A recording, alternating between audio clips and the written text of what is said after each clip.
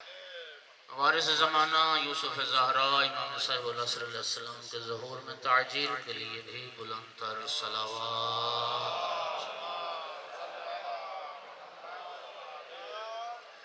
اعوذ باللہ من الشیطان اللعین الرجیم، بسم اللہ الرحمن الرحیم۔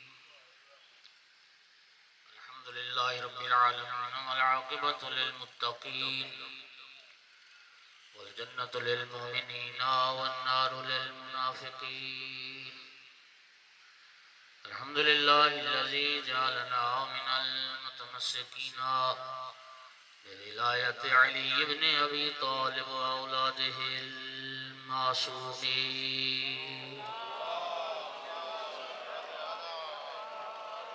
الحمدللہ الذی جعلنا من الباقین علی سید الشہداء واولاده واصحابه المظلومین۔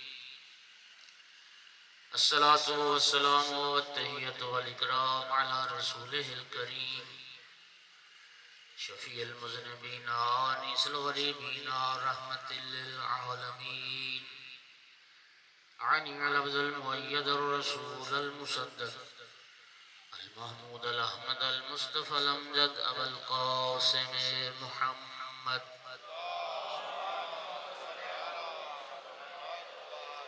ثم الصلاة والسلام والتحیۃ والاکرام علی آلہ الطیبین الطاہرین المعصومین المنتجبین المنتخبین المظلومین، واللعنة الدائمة على أعدائهم ملعونين يوم عداوتهم إلى قيام يوم الدين وبعد يوم الدين، أما بعد، فقال سبحانه وتعالى في كتابه المجيد، بسم الله الرحمن الرحيم، إن الله يأمر بالعدل والإحسان۔ صلوات سارے پڑھی۔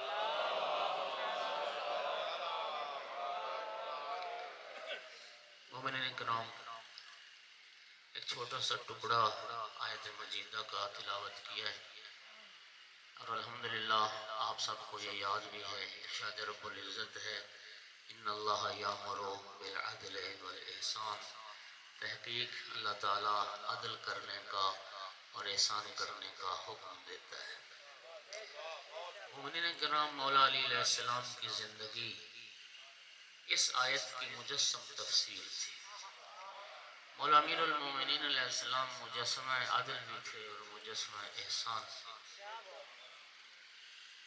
آقا امیر المومنین ارشاد فرماتے ہیں کہ العدل فضیلت الانسان، ایک انسان کی فضیلت یہ ہے کہ وہ عادل۔ پھر فرمایا العدل فضیلت السلطان، ایک بادشاہ کی فضیلت یہ ہے کہ وہ عادل۔ پھر ایک حدیث میں ارشاد فرمایا العدل اساس بہ قوام العالم، عدل وہ بنیاد ہے جس بنیاد پر یہ عالم قائم ہے۔ اور خداوند عالم نے قرآن مجید میں انبیاء بھیجنے کا فلسفہ اور آسمانی کتابوں کے نازل کرنے کا مقصد بھی عدل کو قرار دیا ہے۔ لقد ارسلنا رسلنا بالبینات، ہم نے انبیاء کو بھیجا معجزات دے کر۔ یہ کیوں آئے؟ لیقوم الناس بالقسط، ایک کرۂ ارض پر عدل و انصاف پر مبنی معاشرہ وجود میں آئے۔ سامعین گرامی، اس طول تاریخ بشریت میں ابھی شاید وہ وقت نہیں آیا کہ پورے کرۂ ارض پر عدل کی حکمرانی حکومت قائم ہوئی۔ تھوڑا تھوڑا موقع ملا ہے، بعض انبیاء کو تھوڑا سا موقع ملا، انہوں نے حکومت عدل قائم کی، اور تھوڑا سا موقع مولا امیر المومنین علیہ السلام کو بھی ملا، 4.5 سال پونے 5 سال کا عرصہ۔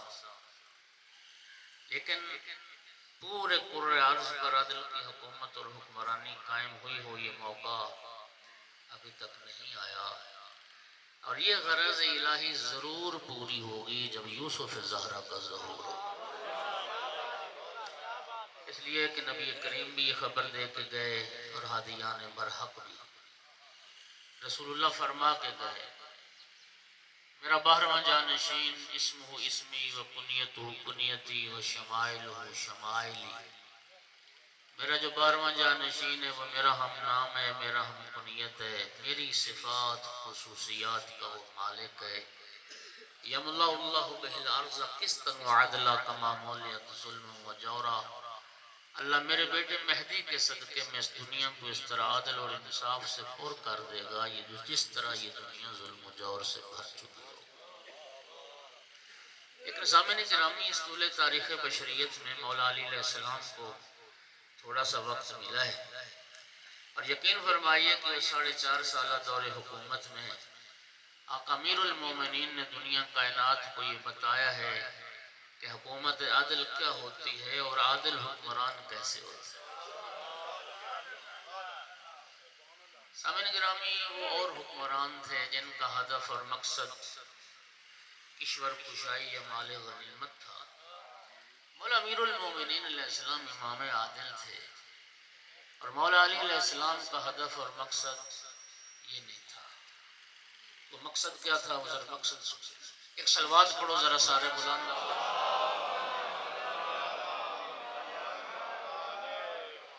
توجہ فرمائیے گا، جنگ جمل کے موقع پر جو مولا امیر المومنین علیہ السلام لشکر لے کے بصرہ کی طرف جا رہے تھے تو راستے میں ایک منزل آئی ذیقار، یہ آج بھی عراق کا ایک شہر ہے ذیقار، نہج البلاغہ میں یہ بات ہے جو پڑھ رہا ہوں۔ منزل ذیقار پر آقا امیر المومنین نے قیام کیا۔ ابن عباس کہتا ہے کہ میں منزل ذیقار پر امیر المومنین علیہ السلام کے خیمے میں گیا اور میں نے دیکھا کہ وہوا خاصف بالنعل، میں نے دیکھا مولا علی علیہ السلام اپنا پھٹا ہوا جوتا بیٹھے سی رہے تھے۔ میں نے جا کے سلام عرض کیا، سلام کا جواب دیا۔ جناب امیر نے مجھ سے فرمایا ابن عباس ما قیمت ھذا النعل، ابن عباس یہ بتاؤ میرے جوتے کی کیا قیمت ہے؟ فقلت لا قیمت لہا، ابن عباس کہتا ہے آقا یہ پھٹا پرانا جوتا ہے، اس کی کوئی قیمت نہیں ہے۔ تو مولا امیر المومنین نے فرمایا ابن عباس ذرا سنو، واللہ واللہ لہی احب الی من امرتکم الا ان اقیم حقا او ادفع باطلا، فرمایا ابن عباس خدا کی قسم تمہاری حکومت سے یہ جوتا علی کو زیادہ محبوب ہے، تمہاری حکمرانی سے اس حکومت دنیا سے یہ جوتا مجھے زیادہ محبوب ہے، لیکن میں نے حکومت کو سنبھالا صرف اس لیے تاکہ میں حق کو قائم کر سکوں اور باطل کو مٹا سکوں۔ احقاق حق امیر المومنین کا مقصد تھا اور ابطال باطل مولا امیر المومنین علیہ السلام کا مقصد تھا۔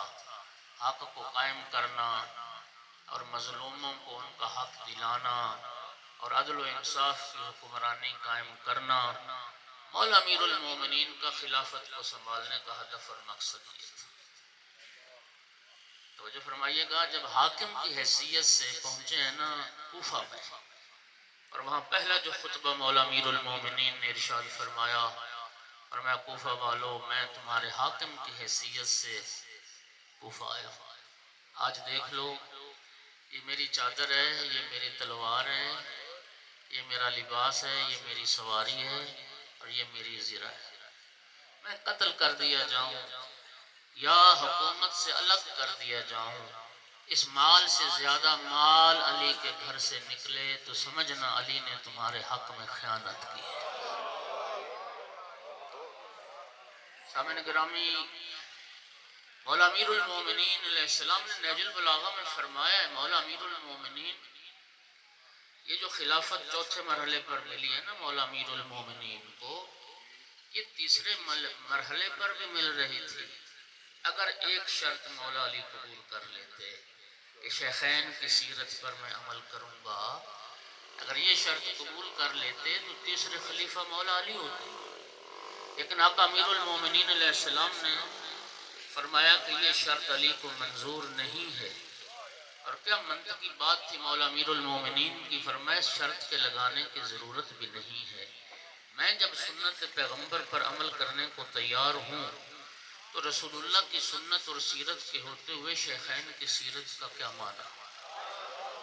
اگر تو شیخین کی سیرت رسول کی سیرت کے مطابق ہے تو یہ شرط لگانا ہی فضول ہے، اور اگر شیخین کی سیرت پیغمبر کی سیرت سے ہٹ کے ہے تو علی کبھی رسول کی سیرت کو چھوڑ کر کسی اور سیرت پر عمل کرنے کو تیار ہے۔ مولا امیر المومنین، اللہ اکبر، سارے بلند آواز سے جواب دو۔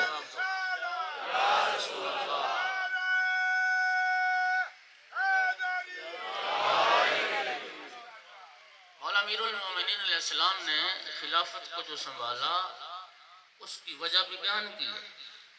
ایک مقام پہ فرماتے ہیں لولا حضور الحاضر و قیام الحجت بوجود الناصر، اگر لوگ اکٹھے ہو کے میرے پاس نہ آ گئے ہوتے اور مددگاروں کے مدد کا یقین دلانے سے مجھ پر حجت تمام نہ ہو گئی ہوتی، میں خلافت کی باغ ڈور انہی کے کاندھوں پہ ڈال دیا۔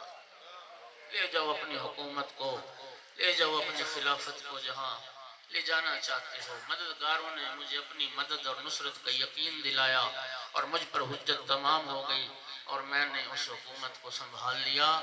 اور مسند خلافت کو سنبھالنے کے بعد جو پہلا کام کیا مولا امیر المومنین نے، وہ امیر المومنین نے مختلف شہروں میں جو گورنر تھے، علی مولا نے ظالم گورنر ہٹا کر عادل گورنر نصب کیا۔ گورنروں کی تبدیلی یہ پہلا حکم تھا۔ دوسرا کام جو مولا علی علیہ السلام نے کیا، بیت المال کی تقسیم کو عادلانہ بنایا۔ توجہ کیجئے گا، پہلی مرتبہ رحلت پیغمبر کے بعد پہلی مرتبہ یہ ہوا کہ ہر شہر میں بیت المال کے دروازے مولا کے حکم پر کھول دیے گئے، اور پہلی مرتبہ بالسویہ، قریشی ہے یا غیر قریشی، عرب ہے یا عجم، آقا ہے یا غلام، پہلی مرتبہ امیر المومنین کے دور میں ہر مسلمان کو 3 دینار دیے گئے۔ جملہ سننا میرے دوست، جب پہلی مرتبہ بیت المال کی عادلانہ تقسیم ہوئی نا، لوگوں کی چیخیں نکل گئیں، لوگ مشورہ دینے آ گئے، یا علی یہ کیا کیا آپ نے؟ پہلے لوگ جن کی عدالت کے بڑے ڈنڈورے پیٹے جاتے ہیں ان کی عدالت سنو۔ بدری صحابہ کو 5000 درہم، احد والوں کو 4000 درہم، خندق والوں کو 3000 درہم، عام مسلمان کو 200 درہم، ازواج جو مقدسہ تھیں انہیں 10 ہزار درہم، اور ام المومنین حضرت عائشہ کے لیے 12000 درہم بیت المال سے وظیفہ مقرر تھا۔ مولا امیر نے جب عادلانہ تقسیم شروع کی، لوگ مشورہ دینے آ گئے، یا علی یہ کیا کیا آپ نے؟ ایک قریشی کو اور غیر قریشی کو برابر کر دیا، ایک عرب اور عجم کو آپ نے برابر کر دیا، جو لوگ کل تک ہمارے غلام تھے آج وہ ہمارے برابر، ان کو بھی وظیفہ مل گیا۔ یا علی یہ کیا کیا؟ آپ تھوڑا سا فرق رکھیں، قریشی غیر قریشی کا، عرب اور عجم کا، آقا اور مولا کا فرق رکھیں۔ توجہ فرمائیے، مولا کا جملہ سنی، نہج البلاغہ پڑھنے لگا ہوں۔ آقا نے فرمایا اتامرونی ان اطلب النصر بالجور فی من ولیت علیہ، کیا تم علی کو یہ مشورہ دیتے ہو کہ میں لوگوں کے حق میں ظلم کر کے اپنے مددگار پیدا کر لوں؟ مشورہ دینے والوں نے مشورہ دیا نا، اس طرح تو لوگ آپ کے مخالف ہو جائیں گے، عرب قریش سارے آپ کے خلاف ہو جائیں گے۔ فرمایا کیا تم علی کو یہ مشورہ دیتے ہو کہ میں لوگوں کے حق میں ظلم کر کے اپنے ناصر اور مددگار پیدا کر لوں؟ واللہ ما اتور بہ ما ثمر سمیر وما امن نجم فی السماء نجما، فرمایا خدا کی قسم جب تک شب و روز کا یہ سلسلہ چلتا رہے گا اور جب تک ستارے آسمان پر طلوع کرتے رہیں گے، علی کسی کے حق میں ظلم کر کے اپنے مددگار پیدا نہیں کرے۔ جملہ سنیے، فرمایا لو کان المال لی لسویت بینہم فکیف انما المال مال اللہ، لوگوں یہ علی کا ذاتی مال بھی ہوتا میں تو تب بھی برابر تقسیم کرتا، یہ تو علی کا ذاتی مال ہی نہیں، یہ اللہ کا مال ہے، اللہ کے مال میں علی خیانت کیسے کر سکتا؟ اللہ کے مال میں علی خیانت کر. اور فرمایا اگلا جملہ سنیے، لو وجدتہ قد تزوج بہ النساء وملک بہ الاماء لرددتہ. علی کا بس چلا مجھ سے پہلی حکومتوں میں جس بیت المال سے کنیزیں خریدی گئیں میں وہ کنیزیں بھی لوٹاؤں گا، اور جو بیت المال عورتوں کے حق مہر میں دے دیا گیا وہ حق مہر بھی میں واپس کرواؤں گا. اور فرمایا فَإِنَّ الْحَقَّ الْقَدِيمِ لَا يُبْطِلُهُ شَيْءٌ. کسی کا حق کسی کو دینے سے ختم نہیں ہوتا. من ذاق علیہ العدل فالجور علیہ ازیق. اور فرمایا جو عدل کو برداشت نہ کر سکے وہ ظلم کو کیسے برداشت کر سکے. عادل جس کے لیے ناگزیر ہو جائے وہ ظلم کو کیسے برداشت کرے. امیر المومنین علیہ السلام تو مجسمہ عدل و انصاف تھے. اور سامعین گرامی قدر کیا وجہ تھی؟ وہی طلحہ و زبیر جنہوں نے کل بیعت کی امیر المومنین کی، اور اگلے لمحے امیر المومنین کی بیعت توڑ کے اور مولا علی کے خلاف لشکر لے کے جمل میں اکٹھے ہو. توجہ چاروں میں یہ مولا علی علیہ السلام کے خلاف لوگ کیوں اکٹھے ہو گئے؟ مولا علی نے کیا جرم کیا تھا؟ کل تو انہوں نے مولا علی کی بیعت کی تھی، خلیفہ برحق ماننا تھا. آج مولا امیر المومنین کے خلاف کیوں ہو گئے؟ سنو جواب سنو. انہوں نے مولا علی کا ساتھ دیا تھا اس لالچ کی بنیاد پر کہ علی حاکم بن جائیں گے تو ہمیں بھی اقتدار میں کوئی حصہ مل جائے گا. ایک کوفہ کی گورنری کا خواہش مند تھا، ایک بصرہ کی گورنری کا خواہش مند. اپنی بیعت پر رہے کہ مولا علی کی حکومت کچھ سیٹ ہو جائے تو پھر ہم تقاضا کرتے ہیں. رات کا وقت تھا، مولا امیر المومنین علیہ السلام بیٹھے تھے اور بیت المال کا حساب کتاب لکھ رہے تھے اور چراغ جل رہا تھا. یہ دونوں افراد آئے، امیر المومنین کے پاس سلام کیا، مولا علی نے چراغ بجھا دیا. فرمایا اب بات کرو. حیران ہو گئی، یا علی یہ کیا ہوا؟ روشنی بڑھانے کی بجائے جلتا چراغ بھی آپ نے بجھا دیا. فرمایا سنو، تمہاری میری گفتگو ذاتی نوعیت کی گفتگو ہے، اور چراغ میں جو تیل جل رہا ہے وہ بیت المال کا ہے. جو تیل جل رہا ہے وہ بیت المال کا ہے. ہم اپنی ذاتی گفتگو کے لیے بیت المال کا تیل کیوں جلائیں؟ خدا کی قسم جب یہ جواب سنا نا مولا امیر سے، وہ دل کی تمنا دل میں ہی رہ گئی. ہاں جی، وہ مدعا زبان پہ آ ہی نہ سکا، اور انہیں یہ سمجھ آ گئی کہ جو علی بیت المال سے 2 پیسے کا تیل ہماری خاطر جلانے کو تیار نہیں، وہ علی ہمیں کبھی بھی بصرہ و کوفہ کی گورنری دینے کو تیار. اللہ اکبر، یا رسول اللہ.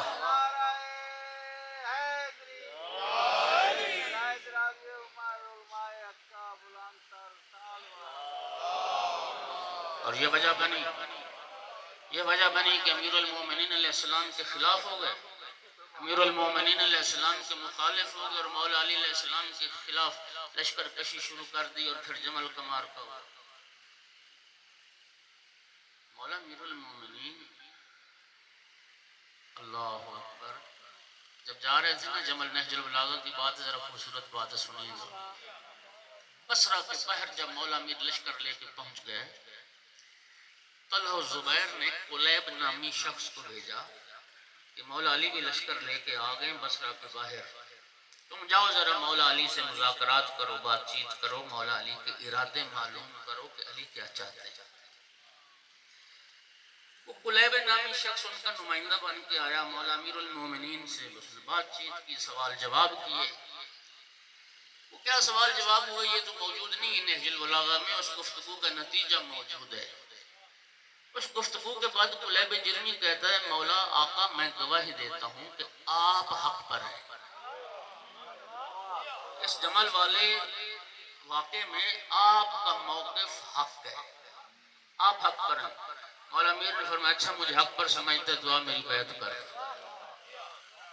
قلیب جرمی کہتا ہے نہیں علی بیعت تو میں نہیں کروں گا، میں اس قوم کا نمائندہ بن کے آیا ہوں، بیعت کرنے نہیں آیا.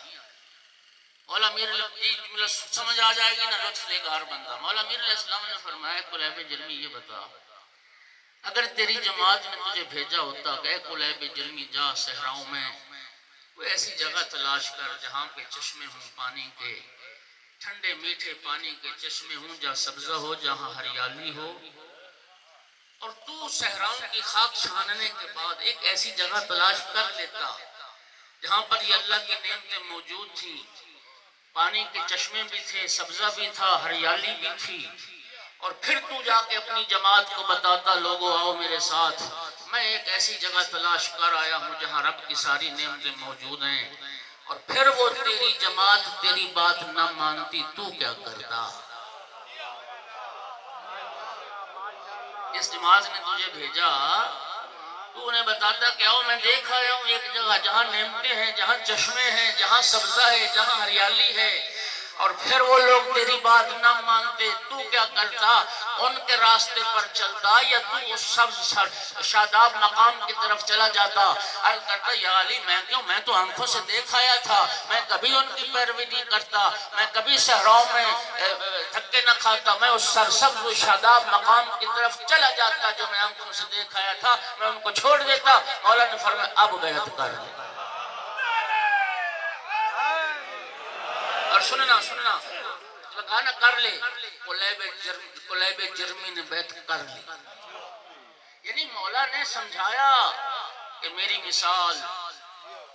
مثال صحرا میں اسی سرسبز و شاداب مقام کی طرح ہے، مجھے چھوڑ کے صحراؤں کی خاک چھانو گے، رب کی نعمتیں چاہتے ہو تو آؤ علی کے ہاتھ پہ بیعت کر لو، اور قلیب جرمی نے بیعت کر۔ کہاں ملے گا ایسا امام عادل؟ نہج البلاغہ میں ارشاد فرماتے ہیں واللہ العوتیت الاقالیم سبعت بما تحت افلاقها الا ان آسی اللہ فی نملت اسلبہ جلب شعیرت ما فعلت، سننا فرماتے خدا کی قسم اگر 7 اقلیم علی کو دے دیے جائیں، یہ 7 زمینیں آسمان اور جو کچھ اس میں ہے یہ ساری کائنات علی کے حوالے کر دی جائے، صرف اس ایک شرط پر کہ میں چیونٹی کے منہ سے جو کا چھلکا چھین لوں۔ علی فرماتے خدا کی قسم میں کائنات ٹھکرا دوں گا، چیونٹی کے منہ سے جو کا چھلکا نہیں چھین۔